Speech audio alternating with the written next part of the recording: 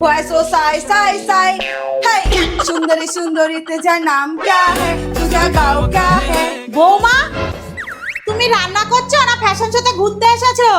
মা বিয়ের পর তো কোথাও যেতেই পারি না, সব সাজার জিনিসগুলো পরে পরে নষ্ট হচ্ছে, তাই ভাবলাম নষ্ট না করে পরে রান্না করি, তাতে মনে আনন্দও পাবো আর জিনিসগুলোও নষ্ট হবে না। বৌমা না ঘুরিয়ে না ধরে সোজা করে ধরো না, বলো যে কোথাও ঘুরতে যেতে ইচ্ছে করছে। মা এর জন্যই তো আপনি এই দেশের প্রিয় শাশুড়ি হয়ে উঠছেন, কি সুন্দর হা করলেই হাওড়া বুঝে যান। আজ্ঞান না, তোমাকে কোথাও যেতে দিচ্ছি না, তুমি এখন মন দিয়ে রান্না করো। বাবু বাবু কি হয়েছে রে, সারের মতন চিল্লাচ্ছিস কেন? মা তোমার বৌমার জন্য একটা সুখবর আছে। শোনো, সামনের 5 তারিখ আমরা পাহাড়ে ঘুরতে যাচ্ছি, তাও আবার 3 দিনের জন্য।